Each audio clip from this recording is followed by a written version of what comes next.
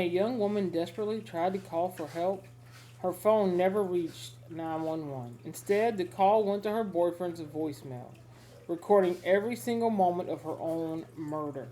But this isn't just the story of a horrific crime, it's the story of how that one chilling recording exposed not only a killer, but a catastrophic failure of the U.S. government.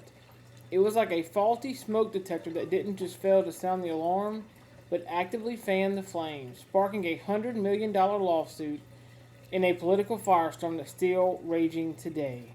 Before we get into details, you need to know who we lost. Kayla Hamilton was just 20 years old, a young woman who was excited to be building a life for herself. Her mom, Tammy Nobles, remembers her as a vibrant soul who loved to have fun and live life to the fullest. A true fan of Cindy Lauper's Girls.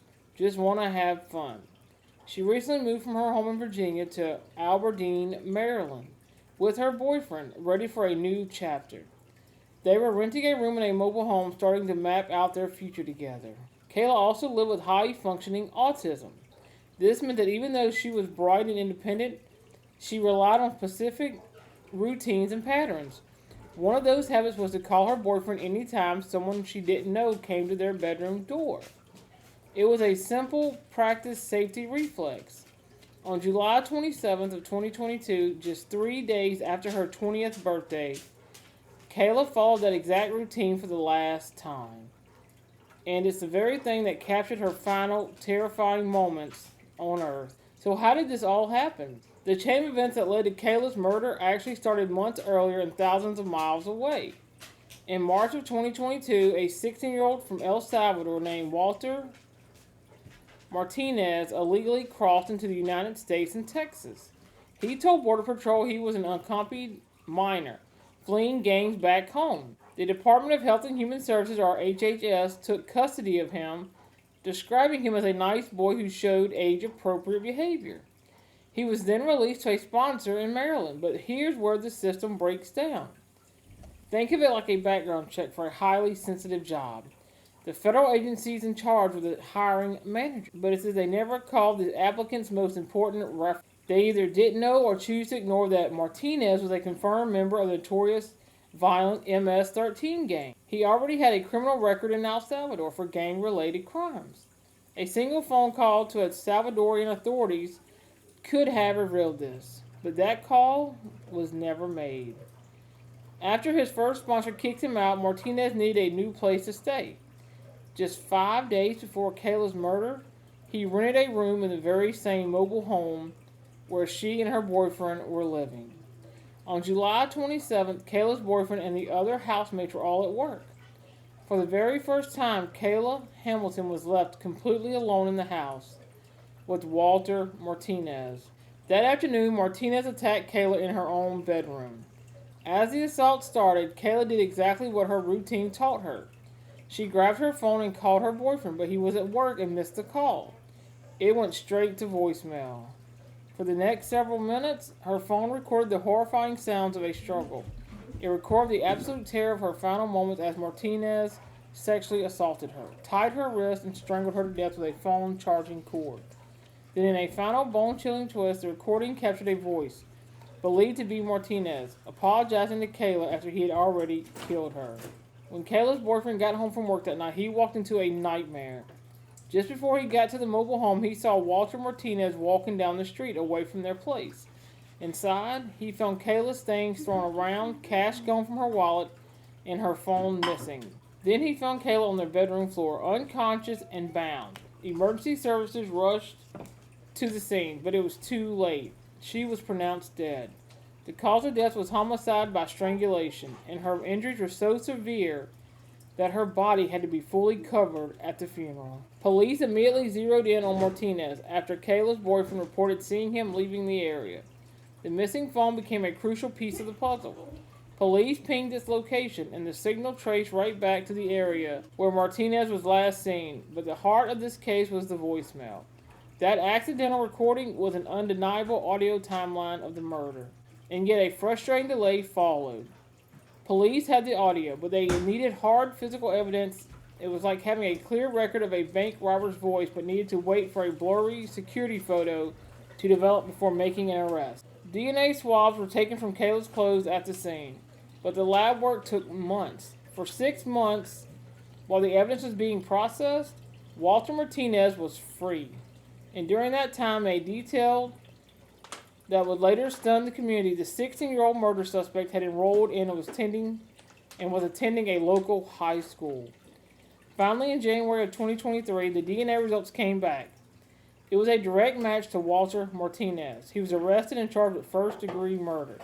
The evidence seemed overwhelming, but the case was about to take another shocking turn. While Martinez was in jail, awaiting trial, a bombshell dropped. In a letter to a pastor in El Salvador, Martinez confessed to 4 other murders and 2 rapes. It's still not clear where or when these other crimes happened, but prosecutors believe they were in El Salvador. Kayla's mom, Tammy Nobles, was devastated but not surprised. She later said, "I knew in the beginning that it wasn't his first crime. Nobody commits their first crime this horrific." The confession blew the lid off the government's vetting process, revealing it to be like a security checkpoint with the metal detectors turned off. Critics pointed to staggering gaps. The Department of Health and Human Services had released Martinez before his background check was even finished, the equivalent of a hospital discharging a patient with a deadly virus before the test results are in. Crucially, officials failed to visually screen him for gang tattoos, which would have revealed his MS-13 ties. That's like a guard ignoring a weapon someone is carrying in plain sight. They never verified his criminal history with El Salvador. You can't do nothing. No, there's nothing to do. She's been down for too long. Do you Estaba abierta la puerta. The door was open. Listen, I don't speak Spanish, so I need you to communicate with me in English, okay? And I'm not trying to be disrespectful, but I don't speak Spanish, so I can't communicate to you in Spanish. Only English. Can you look at me while I explain things to you, so you understand? Yeah. Okay. We went in, and if there was anything that we could do to bring her back, we would have. But listen to me. Okay. She's been gone too long. Medical history, like anything, like any kind of heart problems, any kind of breathing problems? She has autism, PTSD, something like this. She has PTSD? Yeah. Okay. But she's normally, so... Okay, so me ask you a question. Does she take medication for her PTSD? No. Okay. Does she use drugs? No. It's just a question I have to ask. 2 years, we be together for 2 years. We don't do nothing, drugs, alcohol. Nothing. Negative and nothing to bro. No reason for her to want to use anything like that? Okay. No, somebody come and kill her, really. I don't know. It's another guy right here. I think I be like a suspicious to him. I don't know what's going on. And this is where she lives. This is her address? Yeah, it's our room. That's your house? Room. We rent a room. Okay, so you rent a room here. What? Did she have a voice message? What does he get? Did she leave you a voice message or something? Yes, I just... What did it? Is it in nothing, Spanish? It's nothing. She don't say nothing. Somebody got her. Can I hear that?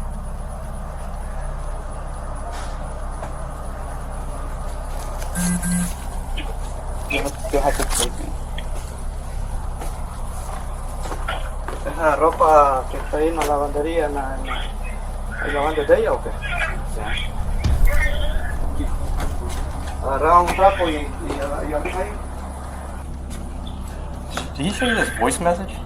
He did. Okay, it's just like screaming and... I don't know if it's screaming or... It sounds like she's choking. Yeah. No. And there's a person talking at the end of it. Okay. But her phone doesn't seem to be here. Okay. I'm having them ping it. What's that? I'm having them ping the phone. Phone. Okay. Just in case. Un audio que ella me mandó, pues. At the end of this voice message, did you hear like a voice at the end of the voice message talking? No, somebody say like a core or something like this. Core. Yeah. Core, yeah. Traducirle, ¿qué? No entiendo. You can play. Hold on, let me see something.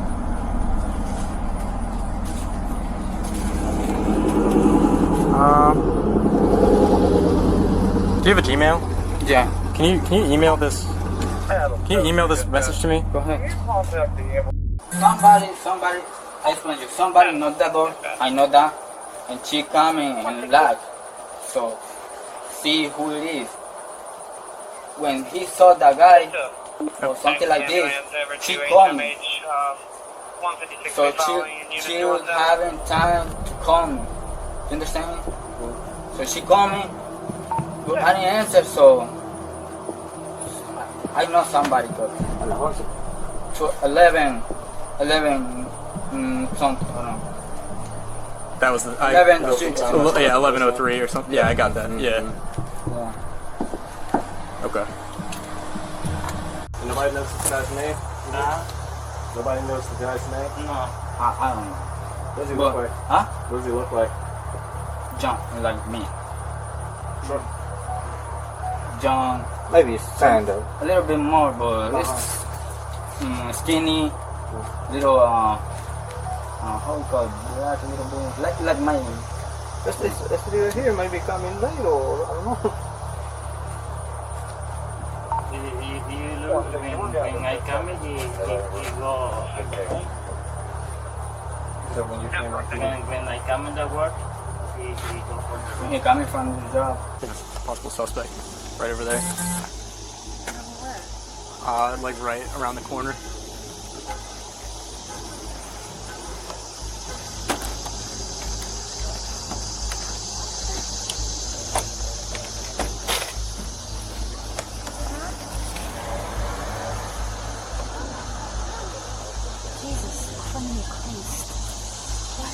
Yeah, I think it's the,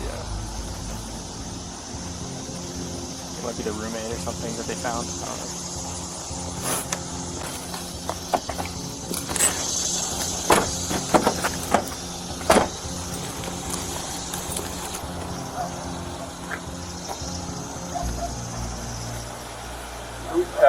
he said good. Transfer him over to my truck. I would just take him over, back over to the truck. He's going back to your truck? Back to my truck. Yep.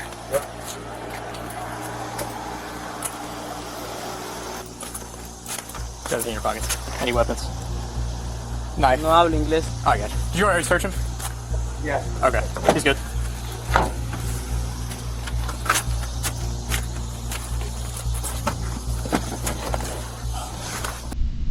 How long have you been in the United States? 3 to 4 months.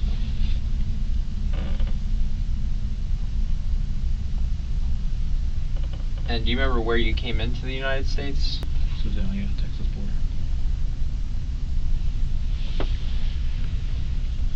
Did you have family up here in Maryland, or how did you get here to Aberdeen? Okay, so tienes familia aquí en Frederick? Sí. Okay. He has family here in Aberdeen and Frederick.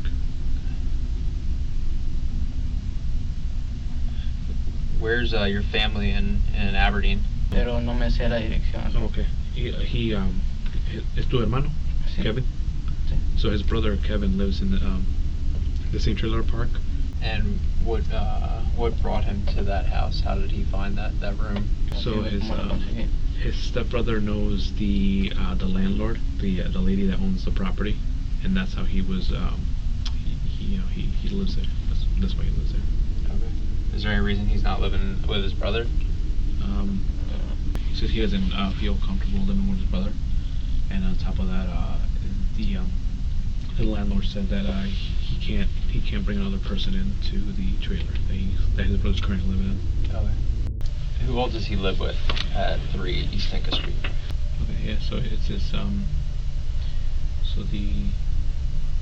it's the couple, the married couple that was there, and their child, and then the other couple, the fiance and the woman. So that's going to be six people there, right? Okay. Yeah. So with the child, it's going to be 6. Have you ever gone into any of your roommates' bedrooms at any time? Or have they ever invited you into their rooms? No. Yeah, he said he's never been into the room without their permission, or he's never been invited.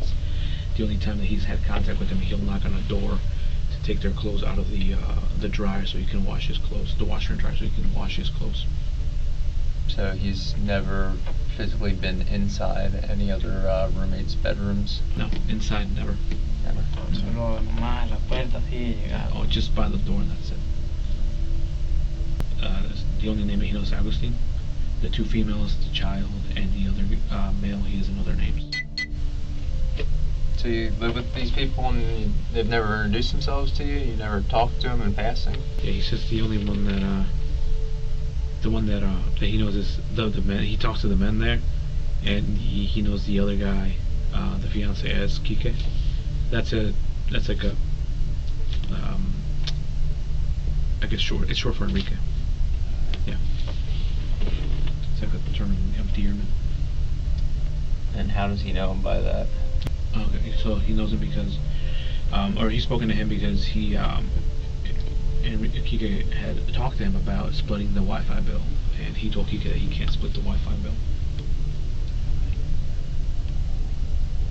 How'd that conversation go? Was it like even-tempered, or did it get heated at all? He said he was with his brother one time, and Kike offered to see if he can go on a pay, go half on the Wi-Fi. He said he couldn't do it. He's just going to.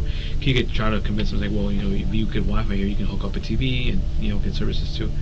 He's like, I'm not worried about that. I'm just gonna get a phone with with service.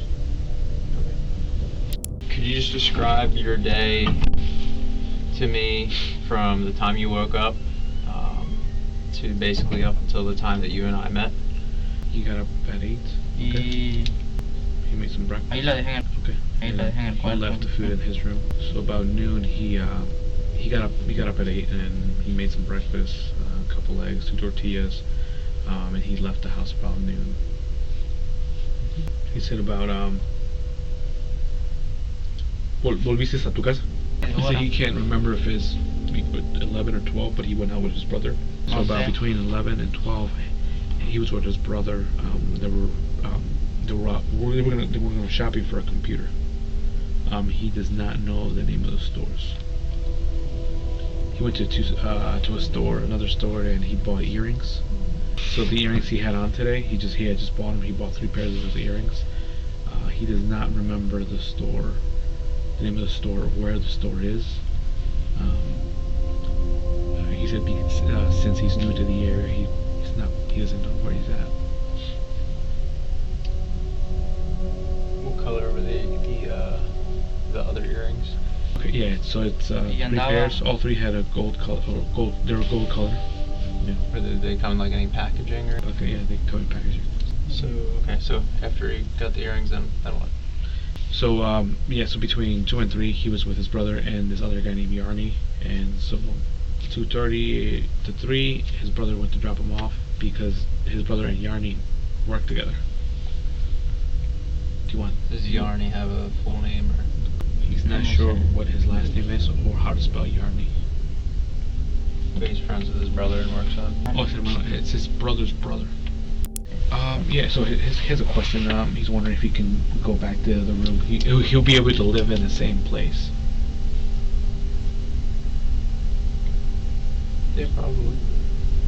No, pues sí, no hay ningún problema. Does he wonder why does he ask that? What, say it again? Why does he ask that? Oh, the reason he's asking because someone told him that one of the residents had passed away. So if she was in danger, he doesn't want to be in danger also. Did you see Kike at any point today? He said he never saw him today. He didn't see him today. How about Kike's girl? He saw her this morning around 8 when he woke up. And where was she? Okay, she was going towards the living room this morning. This morning at 8 o'clock, she was walking out of her room. And what was he doing? What was he doing? Mm-hmm. He was doing his laundry. So she came out into the common area and he's doing his laundry. Where did she go from there? She went back inside her room. And after that, he didn't see her. He never saw her again? Nunca la viste de nuevo? No. In response to this negligence, which felt less like a series of mistakes and more like a total system collapse, Tammy Nobles filed a $100 million wrongful death lawsuit against the Department of Homeland Security and Health and Human Services. The suit argues that Kayla's death was completely preventable and that the federal agencies failed their most basic duty to protect the public. In August of 2024, Walter Martinez, now 19, pleaded guilty to first-degree murder because he was a minor when he killed Kayla. Maryland law meant he couldn't get life without parole. Instead, he was sentenced to 70 years in prison. The judge stated that she did not believe Martinez was a candidate for any rehabilitative measures. An active detainer from ICE ensures that if he is ever released, he will face deportation. In her victim impact statement, Tammy Nobles told the court, her hopes and dreams and goals were shattered and taken from her on July 27th of 2022 because of the evil action of the defendant, Walter Martinez. But her fight wasn't over. Kayla's murder became a catalyst for new laws. Republican lawmakers introduced the Kayla Hamilton Act, a bill designed to patch the holes that allowed Martinez to slip through. It would require criminal history checks with a minor's home country for anyone over 12, mandate screening for gang tattoos, and stop the placement of minors with sponsors who are in the country illegally. The Kayla Hamilton Act passed the House in December of 2025, with support from both parties, but it also faced opposition. Groups like the ACLU raised concerns, arguing the bill is like using a giant fishing net to catch a single shark. You might catch the shark, but you could also scoop up and harm thousands of innocent fish. Vulnerable children fleeing violence who have nothing to do with a case like this, potentially subjecting themselves to invasive searches and holding them without a due process. The bill has now moved to the Senate. Kayla Hamilton's story is a brutal reminder of how a personal tragedy can expose a massive national policy debate. It's the story of a young woman whose life was violently stolen and of her mother's unstoppable fight for accountability. That chilling voicemail did more than just convict a killer. It broadcast a piercing siren to the entire world, revealing a national safety system that had been switched off. Kayla's mother continues to tell her daughter's story, hoping that no other family ever has to feel her pain. Her fight for change, born from an unimaginable loss, is now on its way to becoming federal law.